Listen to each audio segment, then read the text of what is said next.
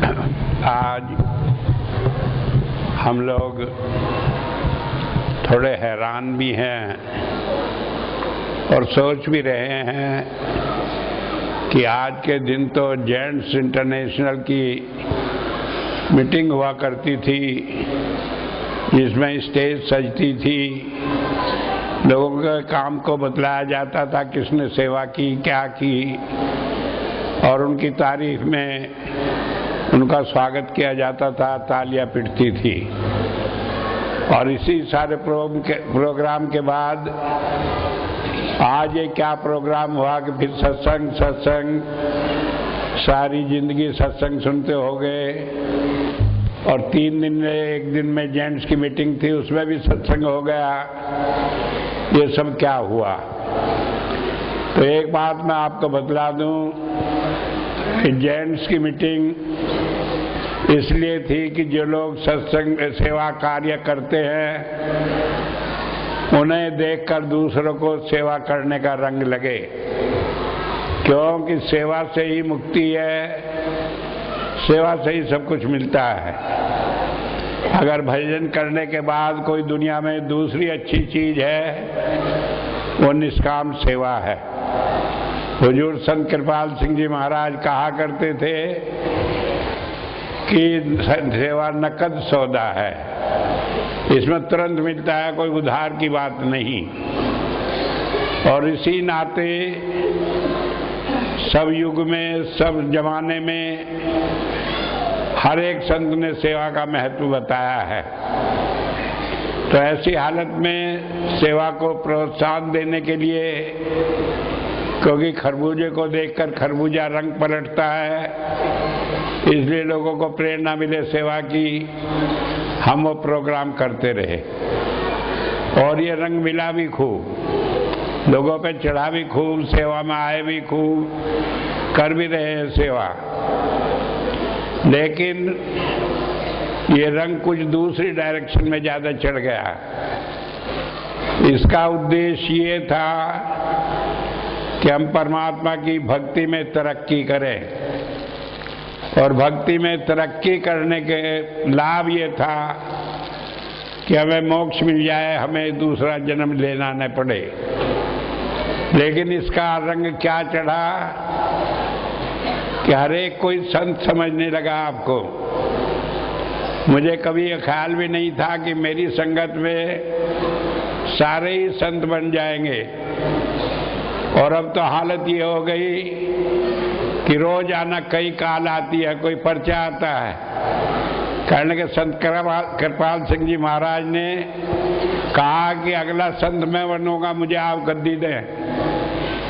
मैं कहा संत कृपाल सिंह जी महाराज को क्या अधिकार है किसी को गद्दी पर बिठाने का? उन्होंने मुझे बिठा दिया, मुझे अधिकार दे दिया, अब वो दूसरे को क्यों देंगे अधिकार? लेकिन अपना मतलब कहने के नहीं, उन्होंने कहा है।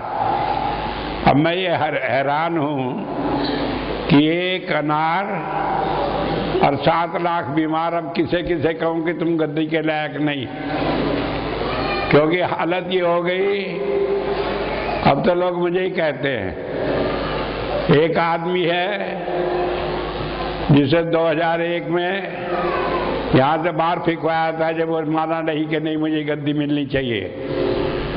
अब वो कह रहा नहीं मैं ही हकदार हूँ। अब 4-5 दिन पहले उसने एक फतवा निकाला, कहने के इस बात का फैसला हो जाए कि स्वामी जी सच बोल रहे हैं या मैं बोल रहा हूँ। कहने लगे मैं कहता हूँ अगर जो झूठ बोल रहे हो तो स्वामी जी कोढ़ी हो जाए, दया कोढ़ी हो जाए, देवेंद्र मोहन कोढ़ी हो जाए, क्योंकि वो झूठ बोल रहे हैं। और क्या अगर मैं झूठ बोल रहा हूँ तो मेरे 3 बच्चे कोढ़ी हो जाए, मतलब उसके 3 बच्चे संत से, दया से, देवेंद्र मोहन से सबसे ज्यादा कीमती है और उन्हें बराबर करता है। मैंने कहा जब तुमने ये कर ही लिया तब चुपचाप बैठो, देखो कौन कोढ़ी होता है तो पता लगेगा। तो कहने का मतलब है कि वो ये मर्यादा भी भूल गए कि संत को आप कह रहे हैं कोढ़ी हो जा, तो क्या उसका असर पड़ेगा, क्या देखने को मिलेगा। तो ये सब क्यों हुआ? सेवा का कार्य था कि हम परमात्मा की भक्ति करते, ये हुआ क्यों? इसमें कमी ये हो गई कि सेवा नहीं रही, निष्काम नहीं रही। वरना तो सेवा जब निष्काम होती है तो उससे हमेशा लाभ ही मिलता है।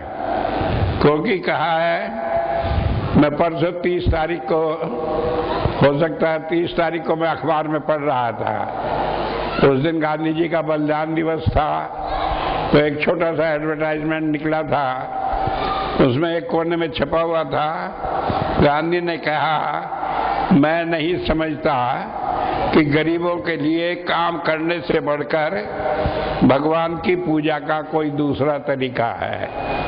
बात समझ लो, उन्होंने कहा कि भगवान की पूजा का सबसे अच्छा तरीका क्या है? गरीबों की सेवा करना।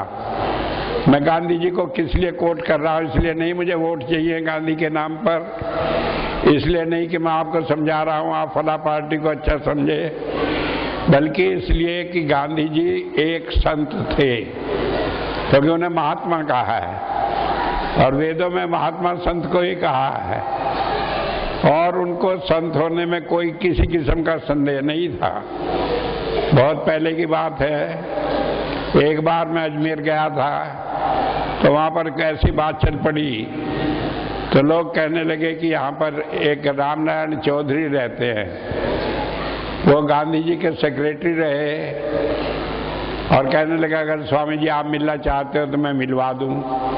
मैंने कहा अच्छी बात है, ऐसे महान पुरुष का कोई सेक्रेटरी रहा, क्या खबर क्या उससे मिल जाए। तो गए, बातचीत हुई, तो मैंने कहा कि महात्मा गांधी को महात्मा क्यों कहते हैं? कहने लगे वो संत थे। मैंने कहा कैसे संत थे? कि उन्होंने उस सारी चीजों को जो संत के अंदर होनी चाहिए उसे किया। उन्होंने किसी मनुष्य में भेद नहीं समझा, कोई किसी जाति का हो, छोटा हो बड़ा हो, जिसे हम अछूत कहते हैं, जिसे हम त्याज्य कहते हैं, उन सबको उन्होंने गले लगाया। उन्होंने किसी भी धर्म में भेद नहीं समझा, और वो मानव की सेवा में तत्पर रहते थे। इतना ही नहीं, आजादी उनके जीवन का एक लक्ष्य था, लेकिन उन्होंने कहा कि अगर आजादी भी गलत साधनों से ली जाए, गलत साधन अपनाकर, झूठ बोलकर, पाप करके ली जाए, तो मुझे ऐसी आजादी भी नहीं चाहिए। और उन्होंने अपना आंदोलन स्थगित कर दिया था, क्योंकि लोग हिंसा करने लगे थे। तो उससे बड़ा कि उनसे बड़ा संत तो कोई हो ही नहीं सकता। और उनके जीवन में जो संत के जीवन में होता है वो सारी बातें थी। तो मैं बतला रहा हूँ, उन्होंने कहा कि गरीब की सेवा करने से बढ़कर परमात्मा की भक्ति का और कोई तरीका नहीं है। और इसी बात को हर एक संत महात्मा ने कहा है। इसके लिए कहा गया है, कर्म होए सतगुर मिलाए, सेवा सुरत सबद चितलाए। कि अगर हमारा कर्म अच्छे हों, बड़े पुण्य कर्म हो, तो हमें संत का मिलन होता है। कहा रामचरितमानस में भी, अब मोह भा भरो सन्वंता, बिन हरि कृपा मिले नहीं संता। कि परमात्मा की दया न हो तब तक हमें संत का दर्शन नहीं होता। इसी बात को कहा गुरबाणी में, कर्म होए सतगुरु मिला है। जब हमारा अच्छा कर्म होता है तो गुरु मिलता है, और गुरु का मिलने का फल क्या होता है? सेवा सुरत सबद चितलाए। सेवा कराकर, निष्काम सेवा कराकर, वो हमारी आत्मा को, सुरत को, शब्द को, संत को, हमारी आत्मा को वो सोमरस के साथ जोड़ देता है। शब्द जो धार आ रही है हमारे अंदर, जिसे सोम कहा है, वर्ण कहा है, उसके साथ जोड़ देता है। मतलब आत्मा का परमात्मा का मिलन वो सेवा कराकर करा देता है। इसी तरह कहा है, जुगत युक्ति, भगत भक्ति, मुकत मुक्ति। कहने लगे ये तेरी सेवा, कि संत के कहने में रहकर जो सेवा करते हैं उससे हमें तीनों चीज मिलती है। युक्ति मिलती है कैसे परमात्मा की प्राप्ति हो, भक्ति होती है कैसे हम परमात्मा की भक्ति करें, और मुक्ति मिलती है, उससे फल मिलता है उसका। और कैसे होती है ये सेवा? जिस तू आप कराए, जिसे संत दया करके अपने आप कराए वो होती है।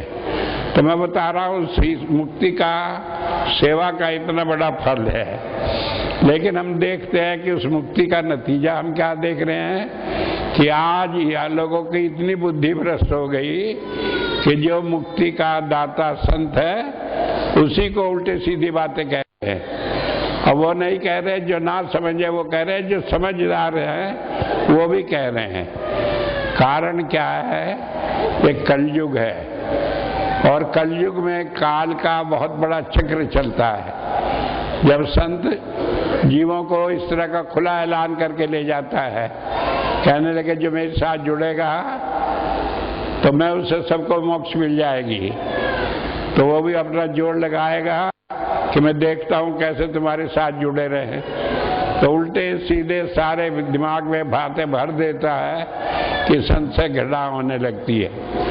मैं किसी का नाम तो नहीं लूंगा, लेकिन आज हर एक आदमी कह रहा है, कहने लगे आश्रम में सारी सेवा लुटाई जा रही है, लोग खा रहे हैं, लूट रहे हैं, घर भर लिया, स्वामी जी ने ये कर लिया, स्वामी जी ने वहाँ मकान बना लिया, वहाँ बना लिया।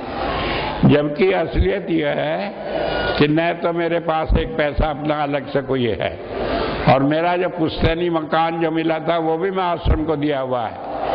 और 1966 में एक भूमि खरीद कर जहाँ मैंने एक फैक्ट्री डाली थी दवाई बनाने की, वो भी बाद में आश्रम को दे दी, जैसे शामली आश्रम बना हुआ है। और आज जो मैं कपड़े पहना हूँ उसके अलावा कुछ भी मेरा नहीं है, कहीं मैंने अपना छिपा कर नहीं रखा कि ये मेरा है।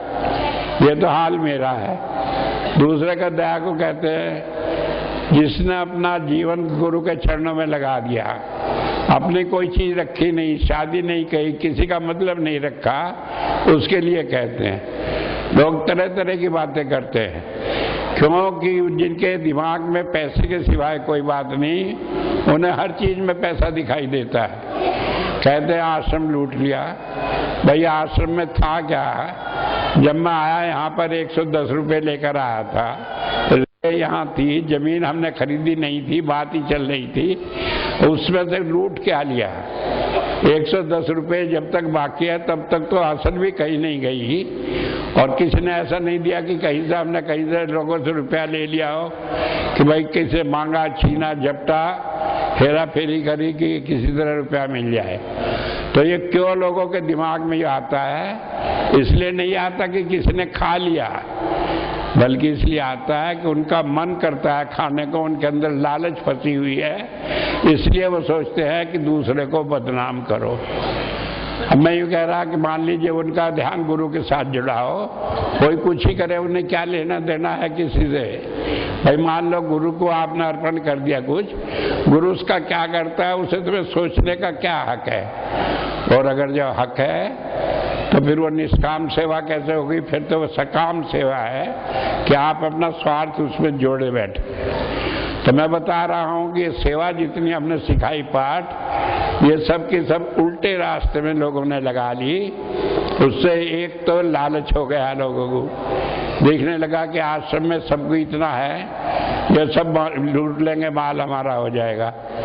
अरे आश्रम में क्या है? आश्रम में जो ईंटें लगी है वो भी जमीन ऐसी रिहाली है, सारी ईंटें भी 10-20 साल में खराब हो सकती है। और ये दुनिया की चीजें तो नहीं जाने कितनी है, कौन नहीं ले गया, कौन अपने साथ ले गया। तो यूँ नहीं समझते इन सारी चीजों से कुछ है नहीं। रहा इस बात का, मान लो समझते यहाँ कुछ ले लिया, मैं तो कहता हूँ संत की वाणी में इतना असर है कि वो जो चाहे वो कर सकता है, पैसा उसके सामने कोई मायने नहीं रखता। मैंने बताया शुरू में लाला रामचरण थे, एक दिन मेरे से बात करने लगे, कहने लगे स्वामी जी आपको ये मालूम है कि हमारे मकान में कोई चीज छिपी है? मैंने कहा हाँ मुझे मालूम है। कहने लगे क्या छिपी है? मैं कहा तुम्हारे मकान में सोना गड़ा है। कहने लगे कितना गड़ा है? मैंने कहा 5 किलो गड़ा है। अब उन्हें किसी ने बता रखा था 5 किलो सोना है और मकान में गड़ा है। कहने लगा हाँ बिल्कुल ठीक है, आपको ठीक मालूम है। मैंने कहा फिर? कहने लगा आप उसे निकाल दें, हम 10% आपको दे देंगे, तो आधा किलो बैठेगा। मैंने कहा लाला जी बनिया ही बनिया को ठगेगा तो फिर कैसे काम चलेगा? अरे तुम मुझे आधा किलो दोगे, मैं 5 किलो ही निकाल लूंगा, तो मेरा क्या कर लोगे? तो बात ये समझ लेने की लोग अपनी बुद्धि चतुराई में आगे कहते हैं। तो जब मैंने ये बात कही तो वो लगे कहने लगे जाओ मैं सेवा नहीं दूंगा, अगर नहीं देगा तो मुझे लेनी भी नहीं है। तो उन दिनों ये था भंडारा होता था फरवरी का, सारा खर्चा वही करते थे सन 76 में, और हमने सन 76 में कह दिया हमें लेना नहीं है। तो लोग कहने लगे कि हाँ खंडर था, कुछ था ही नहीं कि कैसे सब काम चलेगा, मैं सब चलेगा। जब भंडारा होकर निपटा तो पहले 10,000 रुपये लगते थे भंडारे में, उस साल 1 लाख रुपए लगे, और किसी को यूँ नहीं मालूम कैसे आए, कहाँ से आए, कैसे सारे काम हुए। तो मिल रहा है बाद में, कहने कैसे हुआ? मैंने कहा जैसे हुआ करता वैसे हुआ, संतों के तो काम ऐसे ही होते हैं। तो देखकर दंग रह गए। तो इसीलिए लोग ये समझते हैं कि शायद, मुझे हुजूर की वो बात बहुत याद आती है कि किसान के खेत में एक जानवर बैठा था, हंस, वो बैठा था तो वो लेके ढेला और फेंक के मारा। कहने लगे सारा खेत का खोदरा तू ही खा जाएगा। तो लोग कहने लगे कि हंस कहीं ये खोदरा खाता है क्या, कहीं अनाज खाता है क्या? लेकिन उसे वहम है कि मेरी खेत से ये जिंदा है। तो यही हालत हो रही दुनियादार की। वो सोचते हैं, कहने लगे संत को मैं दे रहा हूं तो ये काम चल रहा है। मैंने एक नहीं 1000 बार बताया कि महाराज जी ने जब शुरू में मुझे काम सौंपा, मैंने कहा था हुजूर मेरे बस का पैसा वैसा मांगना नहीं है। कहने लगे इसकी तुम्हें जरूरत नहीं, जो तुम्हें चाहिएगा तुम्हें मिलता रहेगा। और आज करीब करीब 38 साल हो गए पूरा हुए काम को चल रहा है। कभी एक पैसे की कभी जरूरत ऐसी नहीं पड़ी जो पूरी ना हुई हो। समय से पहले पूरी होती है, सारे काम चलते हैं। 1 साल से जब से देवेंद्र गया, जब से बहुत सारे लोग लगे हैं कि आश्रम की सेवा बंद कराने में कि तुम भी ना दो, तुम भी ना दो, तुम भी ना दो। लेकिन मैं बता दूं कि पहले जो काम 1 करोड़ रुपए पूरे साल में होता था, अभी हमने इस साल और अगले साल के लिए 10 करोड़ का प्रोजेक्ट लिया है आयुर्वेदिक कॉलेज चलाने का, और उस पर काम चल रहा है। लोग समझते हैं कि 1 करोड़ सेवा बंद कर दें, हम कह रहे हैं 5 करोड़ हर साल तो हम लगाएंगे आयुर्वेद कॉलेज में, बंद कहाँ से होगी? और जबकि यह विदेश ही नहीं जाना, विदेश से पहले भी नहीं लाता था मैं, क्योंकि विदेश में जो सेवा आती है हम विदेश में ही लगाते हैं। हमने कहा हम हिंदुस्तान नहीं ले जाएंगे, यहाँ तो केवल रॉयल्टी या जो मेरी अपनी आमदनी होती थी वो लगाते थे। तो मैं ये बता रहा हूँ कि जब ये लोग क्रोध, मोह, अहंकार फंस जाते हैं, तब आदमी सेवा के बजाय अपने लालच में पड़ जाता है, मोह में पड़ जाता है, और उसका नतीजा क्या होता है कि वो गुरु से टूट जाता है। क्यों टूट जाता है? कि उसे यूँ लगता है कि सारे काम गुरु में ही है, सारी खराबी गुरु में ही है। आपके सामने घटना है, आप देखे पूरा साल हो गया, करीब करीब 13 फरवरी को देवेंद्र गया था, और दुनिया भर के पलटे खाए, दुनिया भर के टेलीफोन किए, दुनिया भर की बातें कही, कहने लगे यो कहा वो कहा। हमने कहा तुम कुछ ही कहो, जो सच्चाई है वो अपने आप साबित हो जाएगी। अब लोग जान रहे हैं कि क्या है क्या नहीं। और आखिर में क्या हुआ कि आज अपना राजपाट छोड़कर, गद्दी छोड़कर वो दर दर का भिखारी हुआ फिर रहा। तो होता क्या है कि जब आदमी काम, क्रोध, लोभ, मोह, अहंकार में फंस जाता है तो उसका नाता गुरु से टूट जाता है। और जब गुरु से नाता टूट गया तो जो भी काम आम करते हैं वो सारा उसमें स्वार्थ होता है। और जब गुरु से नाता जुड़ गया, ध्यान जुड़ गया, तो जो भी आप काम करते हैं वो निष्काम सेवा होती है। तो ये तो कहना कि सेवा तो ठीक है, लेकिन उसमें जो निष्काम भाव था कि हमारा ध्यान गुरु के साथ जुड़ा रहे, वो कभी आया नहीं। 1 साल में इतनी घड़ी आई जिसमें बार बार ये ख्याल आया कि इतनी बड़ी संकट क्यों आया, क्योंकि मुझे संकट ये नहीं लगता कि मेरे पर क्या बीत रही है। मेरे ऊपर तो कुछ बिताना नहीं। मैं तो उस टाइम भी कभी नहीं घबराया जब रोटी भी खाने के लिए नहीं थी एक टाइम। कभी नहीं कि महाराज जी है, सब सहारा है, चलेगा। जब यहाँ हम आए 500-500 आदमी सेवादार थे, एक टाइम का लंगर नहीं था। लेकिन जब भी चला, अब भी चल रहा है। जब ज़्यादा पैसे की दिखती है कमियाँ, जब ज़्यादा तेजी से चलता है महाराज जी और ज़्यादा दया करते हैं। लेकिन उसमें फ़र्क उन्हें पड़ता है जो उससे अपने मन को खराब करके गुरु को से तोड़ लेते हैं अपने को। तो ऐसी हालत में मैं आपको सिर्फ एक बात कहना चाहता हूँ। आज इसमें जेंट्स इंटरनेशनल के प्रोग्राम में सेवा करनी तो आपने बहुत सीखी, लेकिन सेवा को निष्काम बनाए रखें, ध्यान गुरु के साथ जोड़े रखें। अगर आपने ध्यान वहाँ से हटा लिया तो ये सेवा जो आपकी मुक्ति का कारण थी, ये नरक का साधन बन सकती है, दोबारा जन्म मरण में हमें फंसा सकती है। क्योंकि गुरबाणी में कहा है, संत का निंदक नान का जन्म जन्म हुई ख्वार, कि संत की निंदा करने वाला अनेक जन्मों तक, क्योंकि एक जन्म नहीं कि अगला जन्म नहीं मिलेगा, क्या अनेक जन्मों तक ख्वार होगा, दुखी होगा, परेशान होगा, जन्म मरण में आना पड़ेगा।